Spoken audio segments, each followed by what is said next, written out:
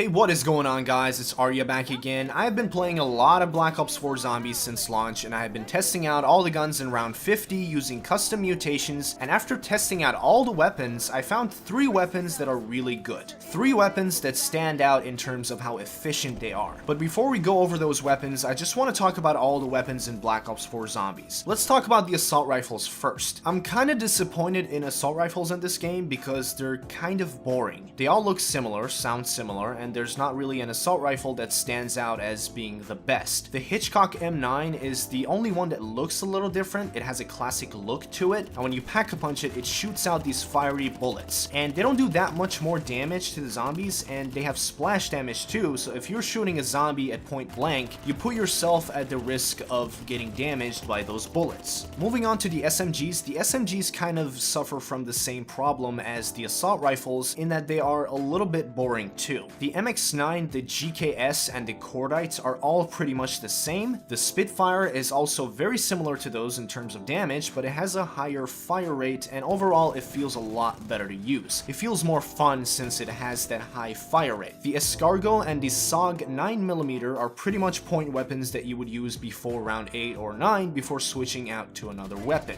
You can pick the SOG as your starting weapon, which is kinda neat, but I would never pack-a-punch it because out of all the pack-a-punched weapons, the SOG is definitely one of the worst. Then we have the M1927, which is a fan favorite, and it's very useful in Blood of the Dead, and personally I love this weapon, but this is more of a point gun than a killing gun. The tactical rifles are a little weird because they're kind of similar to the assault rifles, but they're just not automatic. The Swordfish is a 4-round burst, and the AGUAR 223 is a 3-round burst, and overall a better weapon than the Swordfish, but the Swordfish is a wall weapon on every single map, so it has that advantage over the AGUAR. The AGUAR DMR is a semi-auto rifle, and it's pretty good at getting headshots, but the problem is that you're slow when ADSing and firing this gun, and the zombies are so fast that I feel like this weapon is not gonna get enough love in this game. The Essex Model 07 is a lever action rifle. It's a starting room wall buy, and you can choose it as your starting weapon from the get-go, and it's pretty good at getting headshots up until round 10, and that's when the damage starts to drop off a lot. Moving on to the LMGs, we have the Titan. It's a solid LMG with decent ammo and fire rate, and it's also a wall weapon on every single map for 3,750 points. If you always want to have an LMG in your arsenal, then it's good to level up this gun and put as many attachments on it as you possibly can, and you don't have to get it out of the box since it's a wall buy on every map. The SOI Hunter LMG is also good too, but it's a classic LMG and you can't put any attachments on it, which is kind of disappointing since it's actually a really fun weapon. The VKM 750 is kind of like the Gorgon in Black Ops 3. It has low fire rate, high damage, takes long to reload, and when you upgrade it, you get the fiery bullets just like some of the other weapons in this game. And this weapon, I would not recommend. You're way too slow when you're firing this gun, and again, the zombies are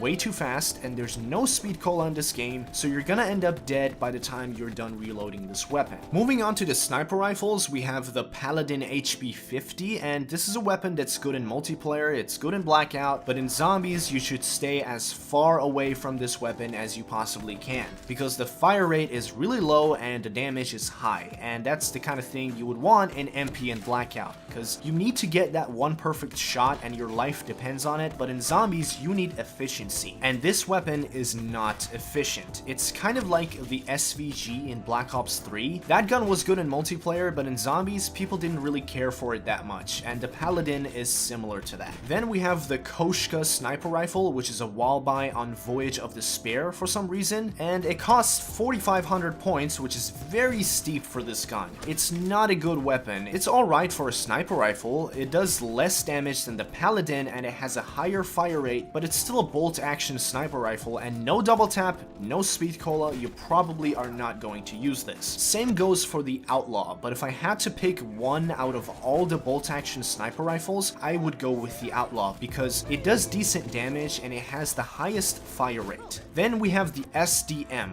This is a semi-auto sniper rifle, and this is pretty much the Drakon of this game. It's good for killing boss zombies and getting headshots and camping in general, but camping in Black Ops 4 Zombies is not something that people have been getting into just yet. But out of all the sniper rifles, I would say the SDM is the best one in zombies. Moving on to the secondaries, we have the Bowie Knife, which is the same Bowie Knife we've all come to know and love since World at War. Then we have the Wehling Revolver, and this is pretty much your default starting weapon. When you pack-a-punch it, it becomes the King and Country, which is an awesome name, but the weapon itself is really disappointing. For explosive pistols, they're really bad. They don't do much damage, they don't have much ammo, and they have a lot of splash damage, and you can easily go down if you don't have PhD slider. Moving on to the Mozu Revolver, pack-a-punched, it's kinda decent for getting headshots, especially if you put a scope on it, but as a starting weapon, it takes too long to reload unless you have the speed loader attachment on it. Then we have the good old trench gun. I have pretty much loved this weapon in every zombies map it's been in. Since World at War, I have come to grow very fond of this weapon. I loved it in World at War, I loved it in Black Ops 1, and even in World War II Zombies I loved it. And this game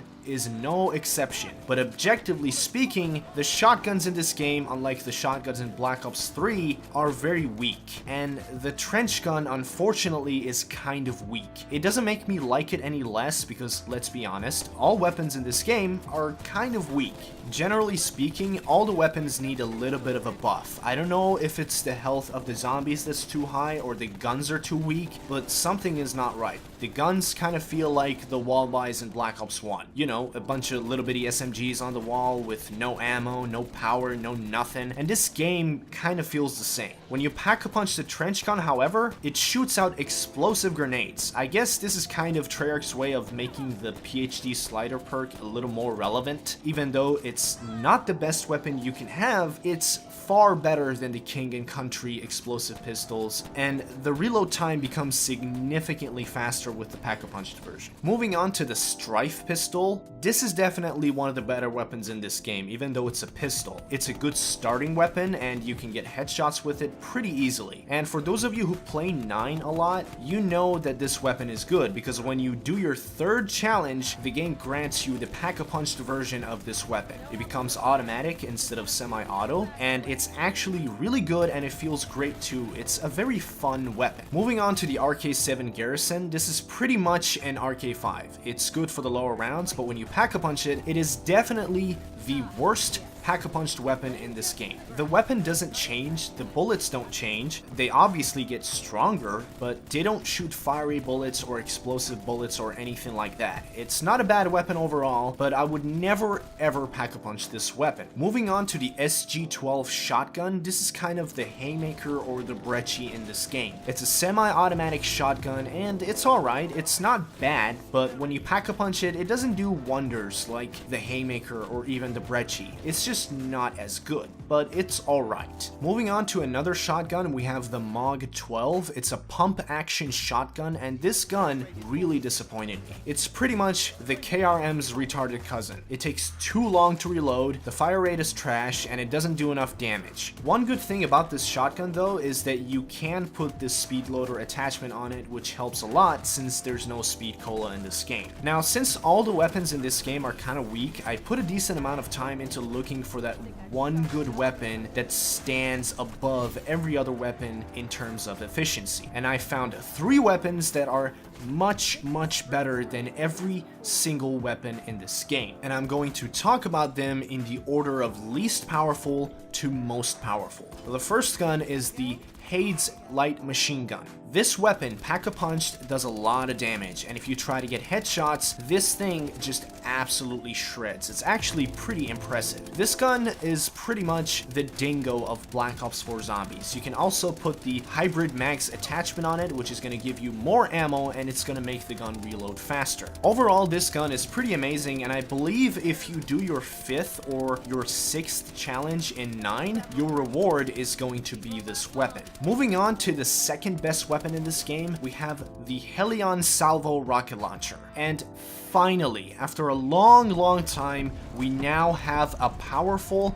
explosive weapon in this game. This thing is incredible. It's really good against the boss zombies, especially in 9 when there can sometimes be way too many of them. If you pack-a-punch it, it can one-shot kill all the boss zombies except the Blightfather all the way up until round 55, which is the highest I've gotten in this game in classic mode normal difficulty. It might actually be able to keep killing boss zombies with one shot up until even a higher round, maybe even in 100, but I haven't been able to confirm that yet. But I know for sure that out of all the weapons, this rocket launcher is the only weapon that could kill the boss zombies with one shot in a relatively higher round. And it's really good against the zombies as well, and the splash damage towards the player is not that much. Not only that, it's great against the Blightfather too, and we all know how much of a pain in the ass he can be. Now, the number one spot on this list is a strange one. I bet a lot of you are not going to expect it, so without further ado, the best weapon in this game is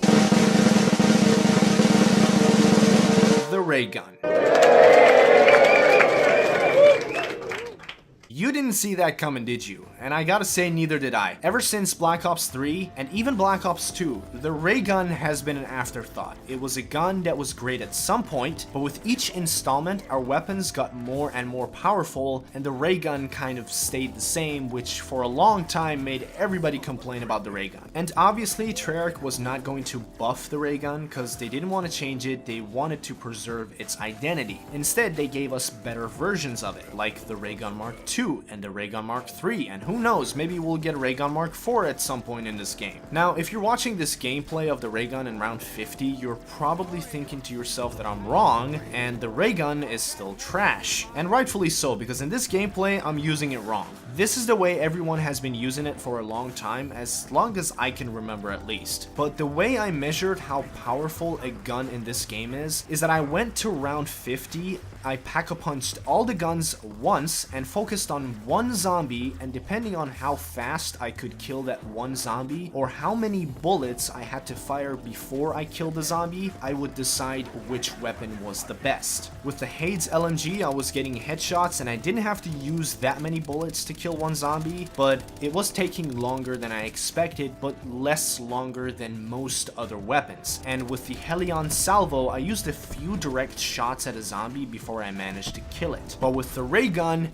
non-upgraded, you can kill one zombie with one single shot, but it can't just be any shot. It has to be a headshot, which is kind of weird because getting headshots with a Raygun is not exactly easy. But that still doesn't change the fact that this weapon was the only weapon that I could kill a zombie with at round 50 with one shot. Even with the Blundergat, I struggled to kill the zombies at round 50, but with the Raygun, it could be done. Now, is getting headshots with the Raygun the most practical way of killing zombies? Probably not, but statistically, the Raygun is the best. If you're a terrible shot like I am, and you're not exactly the most accurate person in the world, then get the Helion Salvo out of the box, pack-a-punch it 4 times so that it reaches its maximum potential, put on PhD Slider, and just go ham with it. Yes, the Raygun is the best, but not the most practical, so if you want to be safe, I would recommend the Helion Salvo. That is going to do it for today's video. If you have any questions or comments, let me know in the comments section down below. I do hope you found this video helpful. If you did, make sure to drop a like, subscribe if you're new, and I'll see you in the next one.